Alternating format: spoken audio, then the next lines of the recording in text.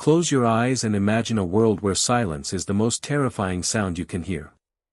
Not the peaceful silence of a quiet evening, but the deafening silence of absence. The silence of empty marketplaces where merchants once haggled. The silence of churches where no bells ring. The silence of homes where no children laugh, no mothers sing, no fathers return from the fields. This is the world we're entering tonight. A world where death didn't announce itself with thunder or flame, but crept through the darkness on tiny legs, carried by creatures so small that no one even knew they were the harbingers of humanity's greatest nightmare. We are journeying into the Black Death, the plague that didn't just kill people, but murdered entire civilizations, erased languages, silenced songs that had been sung for 1,000 years, and brought humanity to the very edge of extinction. Between the years 1330 and 1353, something impossible happened. The world's population, which had been growing steadily for centuries, suddenly collapsed.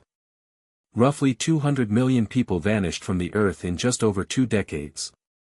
To put that in perspective, imagine if today, in the span of 20 years, nearly 2 billion people simply ceased to exist. But this isn't just about numbers. Numbers are cold, sterile, safe. What we're talking about is far more visceral and terrifying. We're talking about a mother waking up to find her children dead beside her. A farmer returning from his fields to discover his entire village has vanished. A priest administering last rites to 100 souls in a single day, knowing he'll likely be dead himself by week's end. Tonight, we don't just examine history. We resurrect it. We walk through the streets of 14th century Europe, Asia, and Africa, where the air itself seemed poisoned, where trust became a luxury no one could afford, and where the simple act of breathing could sentence you to an agonizing death. So settle in. Let the room around you fade. And prepare to witness how a microscopic bacterium brought the mighty human race to its knees, and how the survivors, traumatized, broken, but unbowed, rebuilt civilization from the ashes of the old world. This is the story of the Black Death. A reminder that everything we build, everything we love, everything we take for granted, can disappear faster than we ever imagined possible. ACT 2, The Invisible Enemy, 15 to 30 minutes. To understand how the Black Death could slaughter so many millions, we must descend into a world invisible to medieval eyes, the microscopic realm where Yersinia pestis, a bacterium smaller than a grain of pollen, became humanity's most efficient killer. Imagine for a moment that you're living in a small village in Central Asia, in the year 1338. You've never heard of bacteria. You don't know that disease can be caused by tiny organisms. To you, illness is either God's punishment, demonic possession, or perhaps the result of bad air rising from swamps and rotting matter. You certainly don't know that in the burrows beneath your feet, in the warm bodies of the marmots and ground squirrels that populate the surrounding hills, a biological time bomb is ticking. Yersinia pestis had been living in these rodent populations for centuries, perhaps millennia, maintained in a delicate balance between host and pathogen. The bacteria didn't want to kill its hosts, dead hosts mean dead bacteria. But evolution doesn't care about intentions. It only cares about reproduction and survival. The plague bacterium evolved a devastating strategy. It infected fleas, tiny, seemingly insignificant insects that fed on the blood of rodents. But Yersinia pestis did something diabolical. It multiplied so rapidly inside the flea's digestive system that it formed a living blockage, a biological dam that prevented the flea from properly digesting its meals. Picture this nightmare: a flea, desperately hungry but unable to feed properly, bites again and again and again. With each bite, it regurgitates a cocktail of bacteria-laden blood into the wound. The flea becomes a living syringe, injecting plague with every desperate attempt to feed. Now imagine that the rodent population suddenly dies off, perhaps from the plague itself, perhaps from climate changes that disrupted their food supply. The fleas don't simply die with their hosts. They jump. They seek new blood. And in the crowded, unsanitary conditions of medieval settlements, the most abundant alternative hosts were human beings. When Yersinia pestis entered a human body, it launched a multi-stage assault that medieval physicians had no hope of understanding, let alone stopping. In bubonic plague, the bacteria traveled through the lymphatic system, attacking the lymph nodes, those small organs that normally filter out harmful substances. The nodes became overwhelmed, swelling into massive, painful lumps called buboes. These could grow to the size of apples, turning black and oozing pus and blood. The pain was excruciating. Victims described feeling like they were being torn apart from the inside. The mortality rate for bubonic plague was 30 to 75%. Terrible odds, but not a guaranteed death sentence. Some people's immune systems could fight off the infection, though they would bear the scars, both physical and psychological, for the rest of their lives. But the plague had other forms, each more terrifying than the last. Pneumonic plague attacked the lungs directly. The bacteria multiplied in the respiratory system, causing massive inflammation and fluid buildup. Victims literally drowned in their own infected fluids, coughing up blood with every tortured breath. This form could spread directly from person to person through respiratory droplets. A cough, a sneeze, even speaking too close to someone could transmit the infection. The mortality rate for pneumonic plague was nearly 100%. Once you developed this form, you had perhaps 3 days to live. No treatments, no hope, just the certainty of an agonizing death as your lungs filled with blood and pus. The third form, septicemic plague, was perhaps the most terrifying of all. The bacteria entered the bloodstream directly, multiplying at an exponential rate and producing toxins that caused massive internal bleeding. Victims' skin would develop dark patches as blood vessels burst beneath the surface, giving them a blackened appearance that may have contributed to the disease's ominous name. Death came quickly with septicemic plague, often within hours. The mortality rate was virtually 100%. You might go to bed feeling slightly unwell and be dead before dawn, your body turned black and cold, your blood essentially poisoned by billions of bacteria reproducing unchecked in your veins. What made the Black Death so uniquely devastating wasn't just its lethality, other diseases had high mortality rates. It was the plague's versatility, its ability to spread through multiple pathways simultaneously, its capacity to remain dormant for years and then explode into human populations with devastating effect. Medieval people had no framework for understanding this. They couldn't see bacteria. They didn't understand disease transmission. They relied on medical theories inherited from ancient Greeks, the concept of the four humors, the belief that illness resulted from imbalances in bodily fluids. So they tried bloodletting, which weakened patients who needed all their strength to fight the infection. They tried purging with laxatives and emetics, which dehydrated victims who were already struggling. They burned aromatic herbs to purify the air, not realizing that the real threat came from fleas living in the folds of their clothing and the rats nesting in their walls. The University of Paris, asked by the French king to explain the plague, produced a detailed treatise attributing it to an unfortunate conjunction of planets that had corrupted the air. They were brilliant men, the finest medical minds in Europe, and they were completely, tragically wrong. Some physicians came closer to the truth. Ibn al-Khatib, a Muslim doctor working in Granada, observed that the plague clearly spread from person to person through contact. The existence of contagion, he wrote, is established by experience, research, the evidence of the senses, and trustworthy reports. But even this insight couldn't save people. Knowing that plague was contagious didn't tell you how to stop it. The bacterial cause, the role of fleas and rats, the importance of sanitation and quarantine, all of this remained hidden behind the veil of medieval ignorance. And so the plague spread. It followed trade routes, traveling with merchants who had no idea they were carrying death in the folds of their clothing. It concentrated in cities, where crowded conditions and poor sanitation created perfect breeding grounds for rats and fleas. It exploded in hospitals and churches, where the sick gathered and where caregivers became victims themselves. The speed was terrifying. A city could be thriving 1 month and a graveyard the next. Families could be healthy at breakfast and dead by dinner. The randomness was equally horrifying. Why did some people survive while others died? Was it God's judgment? Bad luck? Something in the blood? We now know the answer involves complex interactions between the bacteria, the human immune system, and genetic factors that could provide resistance. But to medieval people, the plague's selectivity seemed arbitrary, almost cruel. Good people died while sinners lived. Children were taken while the elderly survived. Priests perished while thieves prospered. This randomness challenged fundamental beliefs about divine justice and the nature of God. If the plague wasn't divine punishment, and it couldn't be, not when it killed the righteous and the wicked with equal abandon, then what was it? A natural phenomenon? A mindless force? The idea was almost too terrifying to contemplate. The Black Death forced humanity to confront a truth we still struggle with today, that nature doesn't care about our moral systems, our social hierarchies, our sense of justice.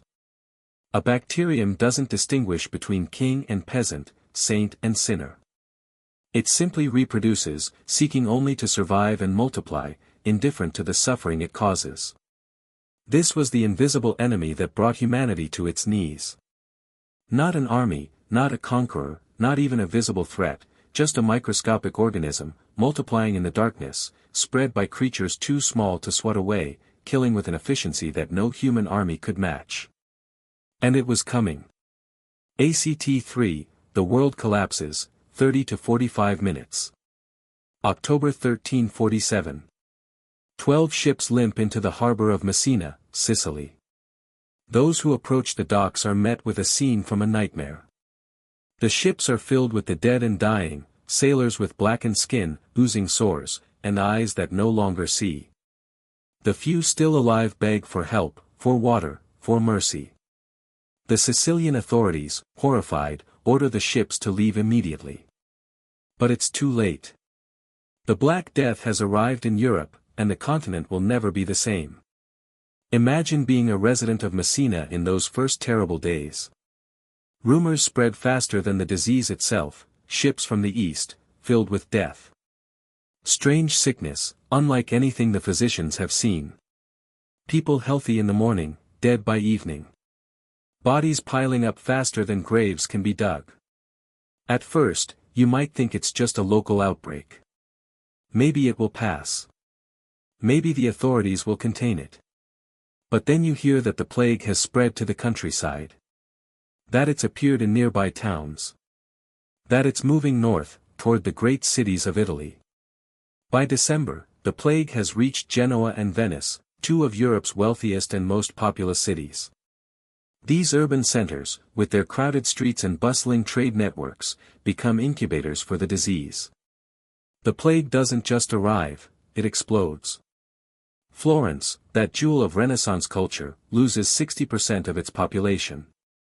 The writer Giovanni Boccaccio, who survived the plague, described scenes of unimaginable horror. How many valiant men, how many fair ladies, breakfasted with their kinfolk and that same night supped with their ancestors in the next world. Bodies pile up in the streets because there aren't enough living people to bury the dead. Entire families are wiped out, their homes standing empty, doors swinging open in the wind. The stench of death hangs over the city like a fog.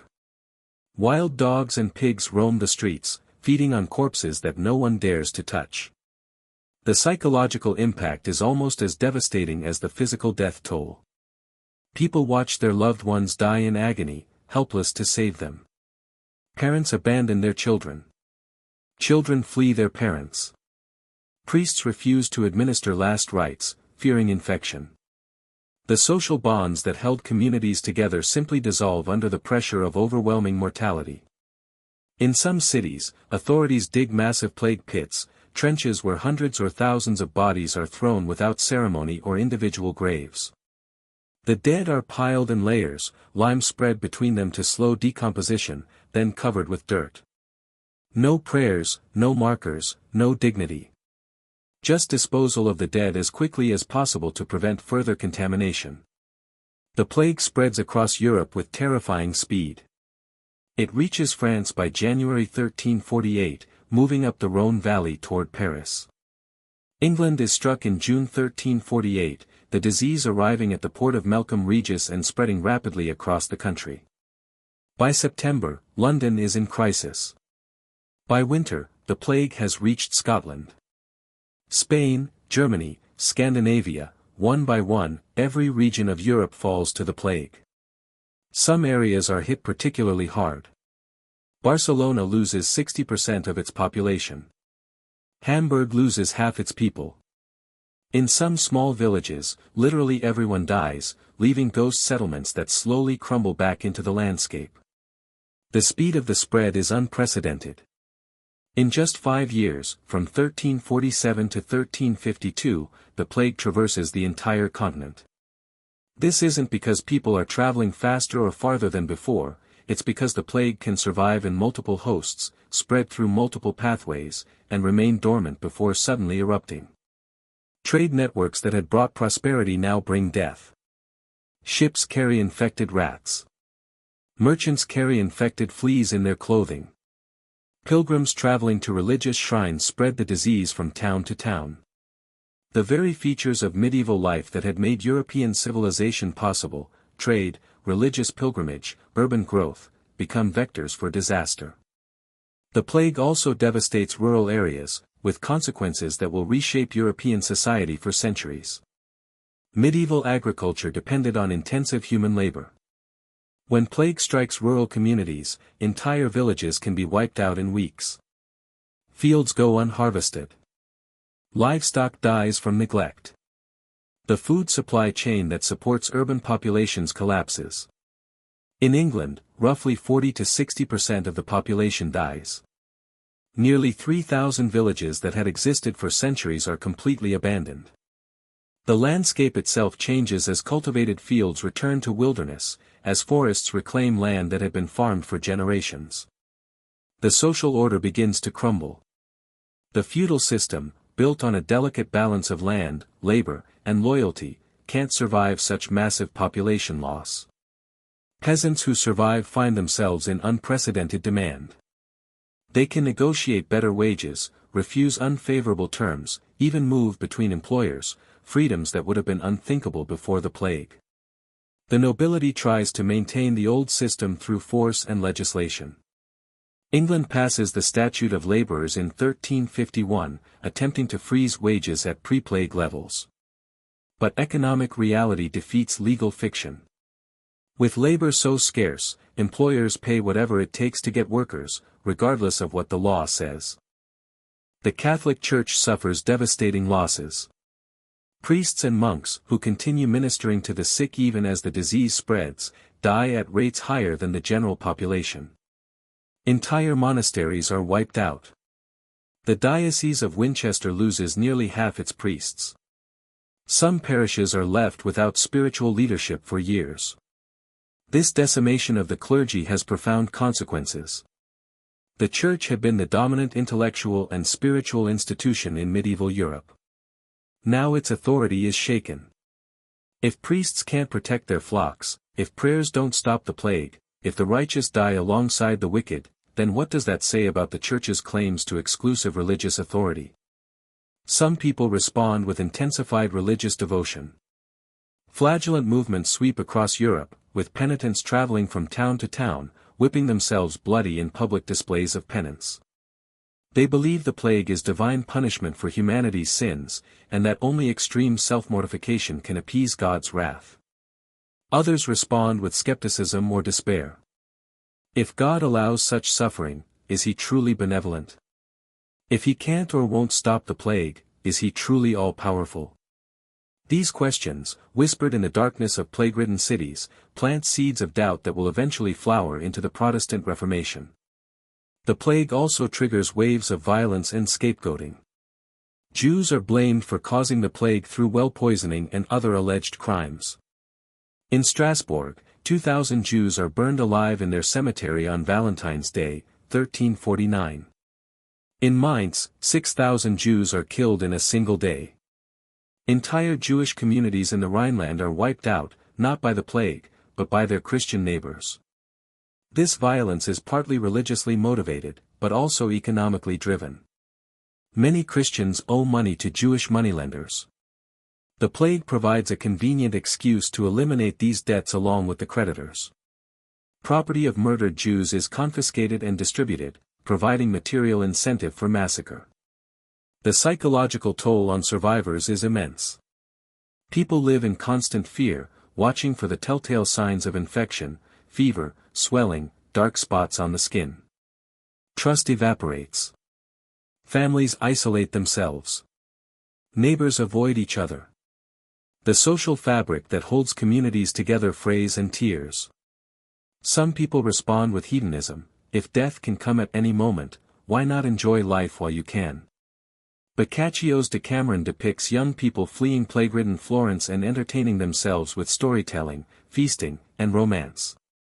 This carpe diem attitude, seize the day, becomes a recurring theme in plague literature. Others withdraw into isolation, trying to avoid any contact that might bring infection. The wealthy flee to rural estates, sealing themselves away from the contaminated masses. But the plague follows them. Rural areas are hit almost as hard as cities, and isolation proves no guarantee of safety. By 1353, the worst is over. The plague hasn't been defeated, it will return in waves for centuries, but the initial catastrophic outbreak has burned itself out, having killed roughly 1/3 of Europe's population. The continent is left to count its losses and try to comprehend what has happened. Europe in 1353 is a vastly different place than Europe in 1347. Entire cities have been depopulated. Vast areas of cultivated land have returned to wilderness. Social hierarchies have been disrupted. Economic systems have collapsed. Religious authority has been questioned. The medieval world that had existed for centuries is gone, replaced by something new and uncertain. The survivors must now rebuild. But they won't rebuild the old world. They can't. Too much has changed, too much has been lost. From the ashes of medieval civilization, something new will emerge, something that will eventually become the modern world. But that transformation is still to come. For now, in the immediate aftermath of the plague, Europe sits in stunned silence, surrounded by graves and empty houses, trying to understand how everything could have changed so quickly, so completely, so catastrophically. The Black Death had done more than kill people. It had killed an entire way of life. And in doing so, it had set the stage for one of the most dramatic transformations in human history. In the decades following the Black Death, something extraordinary happened. From the ruins of medieval civilization, from the mass graves and abandoned villages, from the trauma and grief, emerged the foundations of the modern world. This wasn't immediate. The survivors of the plague were traumatized, broken, struggling just to survive in a world that had been turned upside down. But slowly, gradually, they began to realize that the world had changed in ways that created unprecedented opportunities. Consider the economic transformation. Before the plague, land was valuable and labor was cheap. The overwhelming majority of people were peasant farmers, bound to the land, with little bargaining power and few opportunities for advancement. After the plague, with 1/3 of the population dead, this equation reversed. Now labor was scarce and valuable. Land lay empty. A peasant who survived the plague could demand wages that would have been unthinkable before. He could negotiate better working conditions. He could even move between employers, seeking the best deal. For the first time in centuries, ordinary working people had economic power. This shift had profound consequences.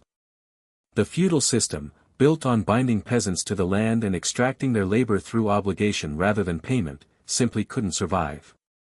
Lords tried to maintain the old system through force and legislation, but economic reality was stronger than legal fiction. The old world of serfdom and feudal obligation slowly gave way to a new world of wage labor and market relationships. This economic transformation also meant that survivors had access to more resources per capita than any generation in European history. Empty houses could be occupied. Abandoned farms could be consolidated into larger, more efficient holdings. Inheritances that would normally have been divided among multiple siblings now went to a single heir. This concentration of wealth created both the capital and the incentive for innovation. With labor expensive, there was strong motivation to develop labor-saving technologies. Watermills and windmills were adapted for new purposes. New agricultural techniques were developed. Manufacturing processes were improved. The textile industry, one of Europe's most important sectors, was revolutionized. The traditional guild system began to break down as masters struggled to find enough workers. This created opportunities for new forms of production organization, the putting out system, where merchants distributed raw materials to workers in their homes, then collected the finished products for sale. This system was more flexible, more efficient, and ultimately more profitable than the old guild workshops. Banking and finance also flourished in the post-plague world. With more economic activity conducted through monetary transactions rather than feudal obligations, there was increased demand for currency and credit. Italian banking houses like the Medici Bank became enormously powerful by facilitating trade and investment across Europe. But the transformation wasn't just economic. It was cultural and intellectual as well.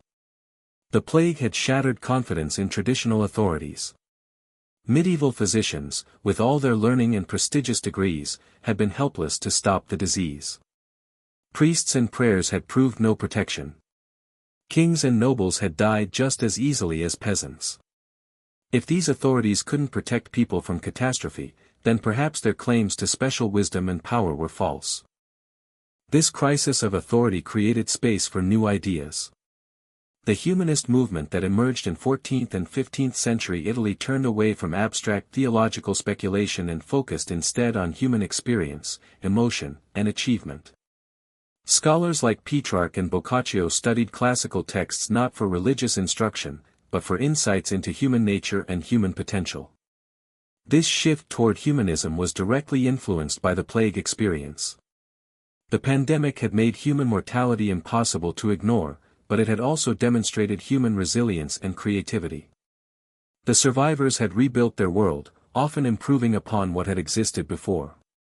This experience of human agency and capability influenced the humanist emphasis on human potential. The plague also changed attitudes toward time and mortality. The medieval worldview had emphasized preparing for eternity. The plague made life more precious and urgent. This created new emphasis on making the most of earthly existence, on achieving greatness, on leaving a lasting legacy. This cultural transformation is visible in the art of the Renaissance. Medieval art had been primarily symbolic, designed to direct attention toward spiritual matters. Renaissance art showed new interest in the physical world, in realistic representation, in capturing human emotion and the beauty of earthly existence. The development of linear perspective, the mathematical technique for creating realistic three-dimensional space on a flat surface, perfectly exemplifies this transformation. Renaissance artists like Brunelleschi and Masaccio didn't just copy reality, they analyzed it, understood its underlying mathematical principles, and developed techniques for representing it accurately. This represented a new confidence in human ability to understand and depict the natural world. Leonardo da Vinci embodied this new spirit. He was simultaneously an artist, scientist, engineer, and inventor. His notebooks contain detailed anatomical studies based on dissecting corpses, many of them plague victims. His paintings capture human emotion and physical form with unprecedented realism. His designs for machines and inventions show a mind constantly questioning, experimenting, pushing boundaries. The plague had also accelerated the development of scientific medicine. The catastrophic failure of traditional treatments had created pressure for new approaches. Physicians began emphasizing careful observation and documentation rather than relying solely on ancient authorities. The concept of contagion, which had been largely ignored in medieval medical theory, gained acceptance. Italian city-states developed quarantine systems. Venice implemented the first organized quarantine in 1348, requiring ships from infected areas to wait 40 days before docking. This was one of the first systematic public health measures in European history. The recognition that diseases could spread through natural mechanisms, that they could be studied and understood and potentially prevented, laid foundations for the scientific revolution that would transform medicine in later centuries. The plague also contributed to the Protestant Reformation. The questions raised by the pandemic about divine justice, clerical authority, and the nature of salvation continued to resonate for generations. When Martin Luther challenged Catholic doctrine in 1517, he was drawing on doubts and criticisms that had roots in the plague years. If the institutional church couldn't protect its followers from catastrophe, if its clergy were no more virtuous than ordinary believers, then perhaps the church's claims to exclusive religious authority were false. This reasoning, born from the plague experience, would split Western Christianity and transform European politics and culture. The political consequences were equally profound. The plague had weakened feudal institutions and accelerated the centralization of power. Kings and princes found they could no longer rely on feudal levies for military service and began developing professional armies paid with money rather than land grants. This shift required more sophisticated governmental institutions, professional bureaucracies, tax collection systems, standing armies. These institutions, developed in response to post-plague challenges, became the foundation of the modern state system. The plague had also influenced military technology and tactics. The demographic catastrophe made traditional forms of military organization obsolete. The development of gunpowder weapons, which could be used effectively by soldiers with minimal training, accelerated. A peasant with a few weeks of instruction could use a firearm to kill a knight who had spent decades perfecting his martial skills. This democratization of military effectiveness had profound social and political consequences. The concentration of wealth and the development of new technologies also enabled the age of exploration. European ships, equipped with improved navigation tools and powered by new sail designs, began exploring Africa, Asia, and eventually the Americas. The same trade networks that had spread the plague now spread European influence around the globe. This expansion had catastrophic consequences for indigenous populations, who had no immunity to Old World diseases. The demographic collapses that devastated the Americas, Africa, and other regions following European contact were in many ways repetitions of the Black Death experience on a global scale. As we reach the end of our journey through this dark chapter of human history, we're left with complex emotions.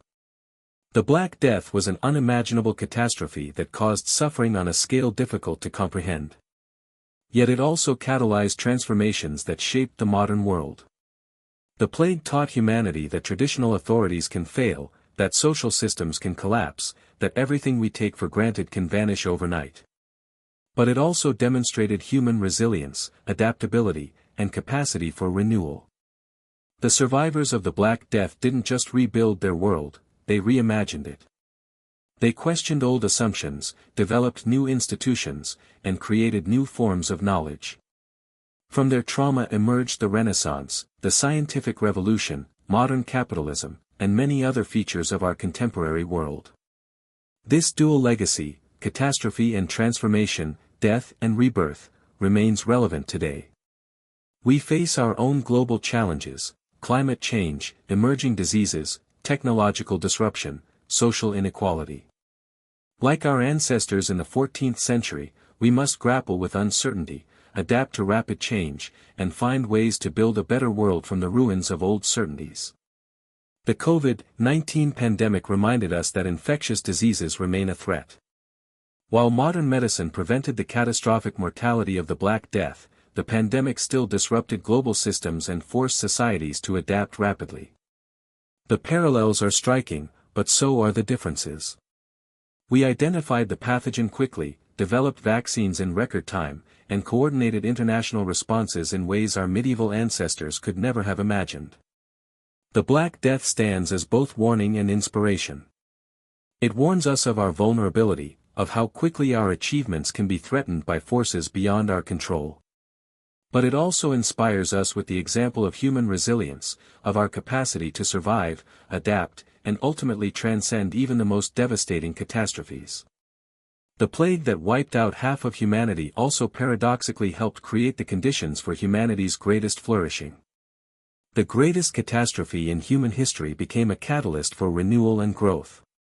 As we close this exploration, we carry forward the lessons of the Black Death, that civilization is fragile but resilient, that crises can be opportunities for transformation, that human ingenuity and cooperation can overcome even the most daunting challenges.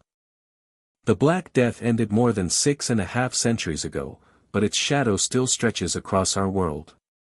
It reminds us that we are part of a long human story of challenge and response, of catastrophe and renewal, of death and rebirth. The silence that fell over Europe in the 14th century eventually gave way to new voices, new ideas, new possibilities. The cities that had been graveyards became centers of Renaissance culture. The fields that had returned to wilderness were recultivated with improved techniques. The survivors, traumatized but unbowed, built a new world. And so we leave our journey through history's darkest chapter with a message that echoes across the centuries, that even in our darkest hours, even when everything seems lost, the human spirit endures, adapts, and ultimately prevails. The Black Death was humanity's greatest test. And humanity, though bloodied and broken, passed that test. We survived. We rebuilt. We transcended.